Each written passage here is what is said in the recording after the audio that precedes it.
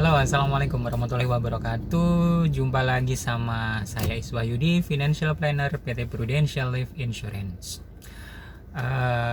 Dalam video kali ini saya akan membahas tentang tata cara prosedur klaim dengan kartu hitam Prudential di rumah sakit rekanan. Di luar sana banyak orang yang berkata, klaim asuransi ribet, klaim asuransi lama, seperti itu ya yang sering kita dengar. Cuman saya sebagai agen asuransi yang sudah sering banget, paham banget ngurusin klaim-klaim nasabah saya, juga nasabah orang lain. Nah, kali ini akan saya jelaskan nih gitu kan, mereka bisa lama kenapa, terus penyebabnya apa, solusinya seperti apa. Nah, ikutin terus ya video saya kali ini. Nah, begitu ada nasabah Prudential atau nasabah asuransi yang akan melakukan tindakan medis atau rawat inap di rumah sakit. Nah, prosedurnya adalah ada pengantar. Ada pengantar, harus rawat inap atau harus ada tindakan dari dokter yang merawat. Nah, untuk itu ya dokter akan mengeluarkan surat rujukan rawat inap ya, rawat inap dan nama tindakannya akan dikirim ke bagian pre-admission atau rawat inap, teman-teman. Rawat inap. Nah, dari sini rumah sakit dia akan mengirim berkas ke asuransi, dalam hal ini Prudential. Dia akan mengirim berkas ke asuransi dengan diagnosa awal, kondisi nasabah masuk kenapa, diagnosanya apa, bla bla bla segala macam dikirim ke Prudential.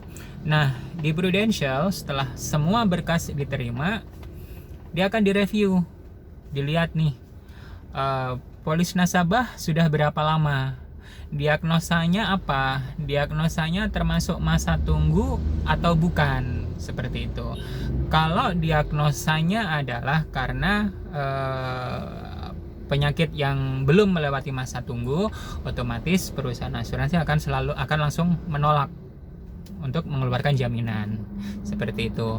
Nah, ternyata setelah dilihat bahwa diagnosanya adalah penyakit yang bukan melewati masa tunggu, setelah direview seperti itu, maka kalau ada hal-hal yang kurang jelas, maka perusahaan asuransi akan minta data lagi ke rumah sakit.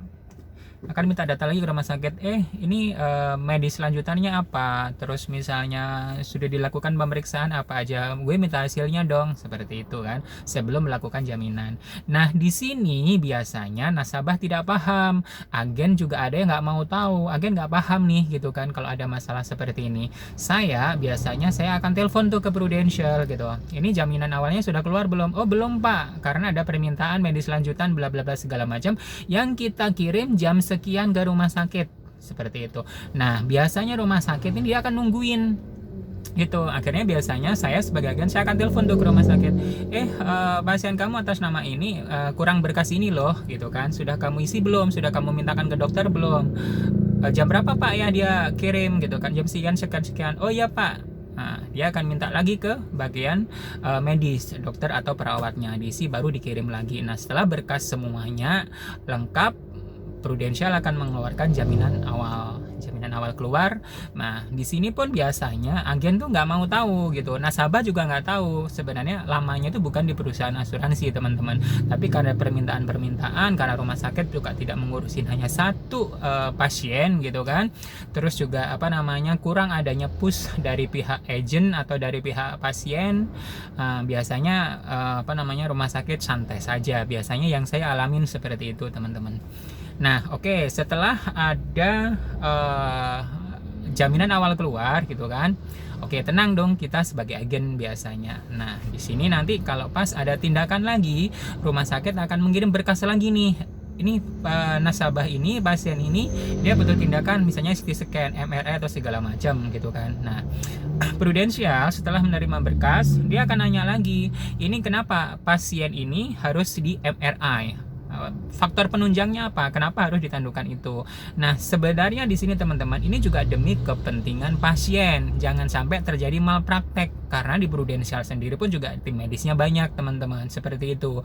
Jadi bukan lama, tapi untuk menjaga jangan sampai terjadi hal-hal yang tidak diinginkan, seperti itu.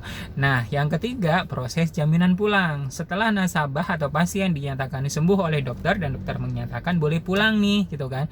Nah, ini tidak seperti kemauan banyak orang. Oke, setelah pulang udah langsung pulang tuh. Tidak, teman-teman, ada prosedurnya juga. Ya, begitu dokter mengatakan mengisi resume medis bahwa pasien si A ini sudah boleh pulang nih, gitu kan. Maka dari pihak perawat kan dia akan mengumpulkan semuanya berkas dari IGD, dari laboratorium, dari farmasi dan segala macam, dikumpulin semuanya. Sudah terkumpul semuanya, baru dikirim ke admin rawat inap atau kasir istilahnya, itu kasir di situ. Nah, di sini biasanya pun juga agak lama juga, karena yang keluar dari rumah sakit itu kan bukan hanya satu teman-teman ya, banyak yang keluar dari rumah sakit pasien itu kan antri juga gitu. Nah, biasanya saya tanya tuh ke ke pusat, ke Prudential, berkas kepulangan nasabah ini dengan nomor polisi ini sudah dikirim belum dari rumah sakit. Nah, Prudential akan ngecek, oh belum dikirim Pak, belum ada permintaan atau belum ada informasi pulang. Biasanya saya telepon lagi ke rumah sakit, ini sudah dikirim belum gitu. Oh iya Pak, masih dalam proses antrian, saya tunggu lagi, seperti itu. Nah, jadi, setelah misalnya udah terkumpul semuanya nih, berkasnya udah dikirim semua, udah komplit gitu kan, biasanya pasti ada permintaan laporan medis lanjutan. Ini kenapa diagnosanya A kok dikasih obat B dan segala macam. Nah, biasanya itu agak makan waktu juga tiktokan seperti itu. Tapi jarang sih, biasanya kalau kita push terus biasanya cepet. Biasanya ada kekurangan data di sini dan agen tidak follow up, nasabah tidak follow up ke rumah sakit. Ini yang biasanya menyebabkan prosesnya menjadi lama. Prudential teman-teman, dia memberikan waktu 90 menit dari semua berkas komplit untuk review dan mengeluarkan jaminan. Nah, jadi di sini kita sebagai agen, sebagai nasabah juga harus cerdas nih gitu kan. Saya biasanya akan mengedukasi itu, menjelaskan itu ke nasabah, prosesnya seperti ini loh gitu kan.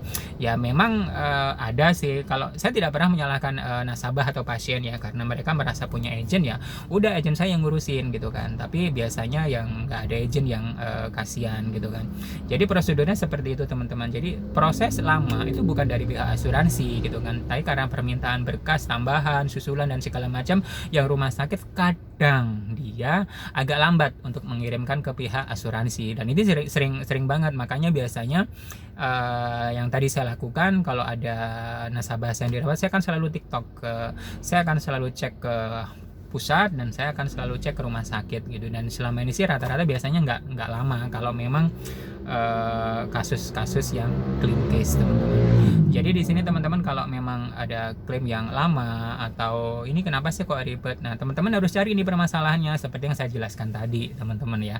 Jadi Prudential sudah mengasih waktu adalah 90 menit dari semua berkas clean diterima untuk melakukan review, biasanya jaminan sudah keluar. Nah, begitu biasanya setelah semua berkas terkumpul semua, saya akan telepon lagi biasanya ke pusat jaminan. Kalau jaminan akhirnya sudah dirilis belum, sudah keluar belum begitu. Oh sudah Pak, sudah kita kirimkan ke rumah sakit jaminannya. Biasanya saya tanya gitu, totalnya berapa, ada akses nggak, akses itu selisih yang harus dibayar oleh nasabah teman-teman ya. Nah begitu ada info seperti itu, saya biasanya akan informasikan ke nasabah saya, Pak Bu, jaminan akhir sudah keluar ya, disetujui semua, silahkan datang ke kasir.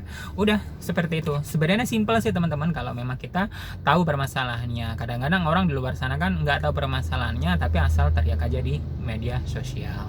Nah, kali ini video saya tentang prosedur klaim cashless kartu ProPM Healthcare atau kartu hitam Prudential di rumah sakit Raganan. Semoga bermanfaat ya teman-teman. Assalamualaikum.